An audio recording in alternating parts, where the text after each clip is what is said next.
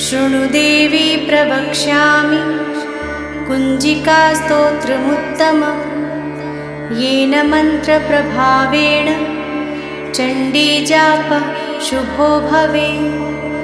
न कवचं नार्गलास्तोत्रं कीलकं न रहस्यकं न सूक्तं नापि ध्यानं च न न्यासो न च वार्चनं।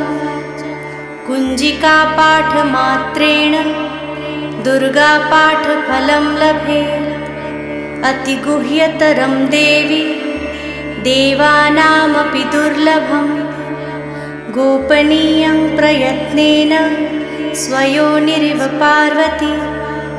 मारणं मोहनं वश्यं स्तम्भनोच्चाटनादिकं पाठमात्रेण संसिद्ध्ये कुञ्जिकास्तोत्रम्